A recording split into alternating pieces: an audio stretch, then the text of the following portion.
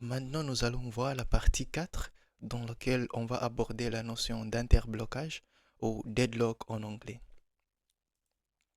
Donc, l'interblocage se produit lorsque plusieurs threads restent bloqués en attendant des ressources qui sont occupées par d'autres threads. Comme on peut le voir sur l'exemple, le thread 1 a besoin d'une ressource, on va dire A, qui est occupée par le thread 2, et le thread 2 a besoin d'une ressource B qui est occupée par le thread 1, et donc les deux threads restent bloqués. Voyons maintenant les causes d'un interblocage. Donc pour avoir un interblocage, 4 conditions appelées les conditions de Kaufman doivent être réunies simultanément. La première condition, c'est l'exclusion mutuelle, c'est-à-dire une ressource est occupée par un seul thread à la fois.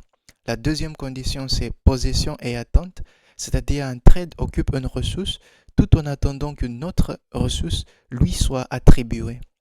La troisième condition, c'est la non-préemption, c'est-à-dire une fois qu'un thread termine l'utilisation d'une ressource, il doit la libérer de lui-même. La quatrième condition, c'est l'attente séculaire. C'est lorsque un ensemble de threads forme une chaîne séculaire de dépendance. Et chaque thread attend une ressource qui est occupée par un autre thread.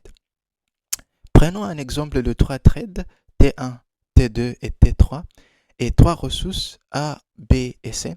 Le thread 1 occupe la ressource 1, mais il attend la ressource B qui est occupée par le thread 2, et le thread 2 occupe la ressource B, et il attend la ressource C qui est occupée par le thread 3.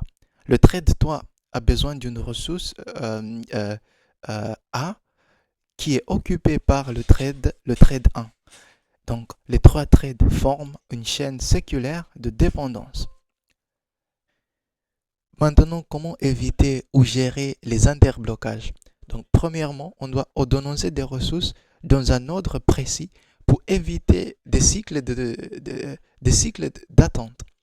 Deuxième condition, on doit implémenter des timeouts, c'est-à-dire on doit fixer une durée maximale d'attente pour chaque thread et au-delà de laquelle le thread doit abandonner la demande de la ressource.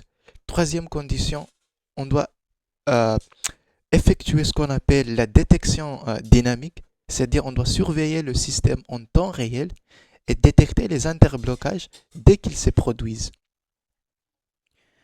Maintenant, on va voir une implémentation du concept en Java. Donc, j'ai défini une classe ressource et j'ai implémenté deux méthodes synchronisées, la méthode 1 et la méthode B. Donc, si on regarde l'implémentation de la méthode 1, on doit passer en paramètre un objet de type ressource. Et ici, on va afficher comme quoi le thread a commencé l'exécution de la méthode 1. Et on va, ici, on attend une seconde. Et ici, on appelle la méthode B de l'objet du type ressource qu'on va passer en paramètre. Et ici, on va afficher comme quoi le thread a terminé l'exécution de 1. Donc pour B, c'est la même chose, sauf ici, on ne va pas passer en paramètre un objet de type ressource. On va juste afficher les messages ici. Donc dans la classe test, j'ai créé deux objets de type ressource, S1 et S2, et j'ai créé deux threads, T1 et T2. Et dans la méthode run de T1, je fais appel à la méthode 1, et dans la méthode run de T2, je fais appel à la méthode 1, et on échange les objets. Donc pour S1, on va passer en paramètre S2. Pour S2, on va passer l'objet S1 en paramètre. Donc on échange les objets. Donc on va avoir un interblocage car T1 verrouille la ressource S1 et T2 verrouille la ressource S2. Donc c'est-à-dire on va juste afficher le premier message, c'est-à-dire le thread T1 a commencé l'exécution de 1 et le thread T2 a aussi commencé l'exécution de 1.